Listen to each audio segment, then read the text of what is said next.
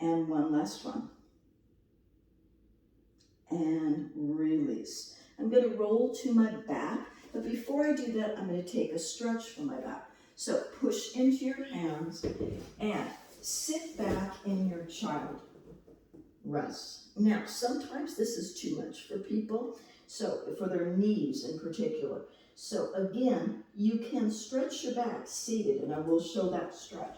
Or you can bring it on all fours, and you're tucking your tailbone and round cat stretch. And then neutral spine, and then arching the spine the opposite direction where you're dropping your navel, lifting your head and tail. Inhaling here, and exhaling, pushing down, tucking the tail, and rounding the back, separating the shoulder blades. Inhale, and exhale, and arching the back. And back to neutral. Excellent.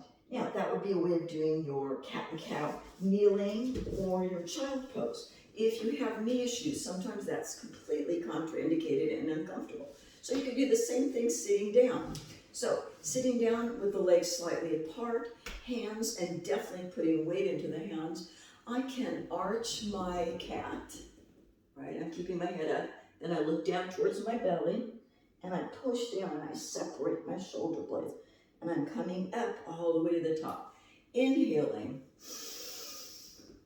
Exhaling. Still taking that same kind of movement. It's trying to get that movement through the spine, right? As much as we can get that movement through our spine. And so it's that thoracic, it's also pelvic. But you know, sometimes those kneeling positions are just not comfortable for people. I'm going to just do a couple of stretches for the hips. So rolling to your back.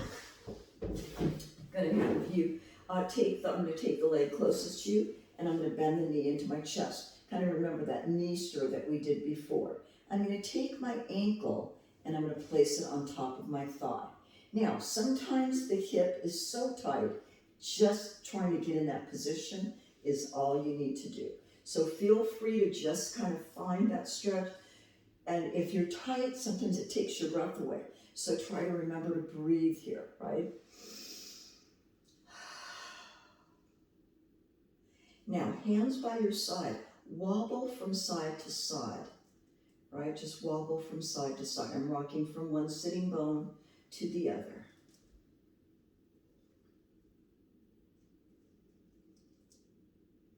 And float the leg that's down up. Now, sometimes that's a little too much. If it feels like too much, bring it right back down and just work on opening that hip. If you can reach through the leg and pull it up, that's where we want to take it. We're going to take those feet and flex and point them a few times so both ankles are moving, flexing and pointing the feet. And I'm going to bring my foot down. I'm going to do that same stretch on the other side. Sometimes one side is tighter than the other. I can't tell today, they both feel the same. So sometimes I will put a leg up and I'll go, oh my God, what is going on? And rocking from side to side. And then settle the body in between those two bones, those two bony processes, your sits bones. Now, remember you can stay here, or you can float that foot up, or you can reach through and draw the legs into you. Holding the stretch, again, working the ankle joint, pointing and flexing the foot. And we're going to come back to our breathing where we began. But we're going to add a little more rotation. So my hands are going to come down to my sides. If you're on the floor, bring your hands out like the letter T. I'm on a raised platform, so I can't do that, but I'd like you to have your hands here, comfortable position. I'm going to take a nice deep breath in, and I'm going to take my knees, and I'm going to let them fall towards the camera. Now, only take it as far as it's comfortable for your lower back. So I may be only part of the way, and I might use this hand to support it. I'm going to look away from my legs. And then I'm going to come through center. Gonna do the same thing going the opposite direction. Inhale and exhale. Legs are gonna lean. Head is gonna rotate in opposition. Remember, you can do the kickstand with your hand that's there. And then back to center. Roll towards the camera. Use your hands to bring yourself to sitting. And let's let that head fall to one side. So hopefully we got some of the kinks out before you have to go start cooking. And tip the other way. I will be doing a class on Friday.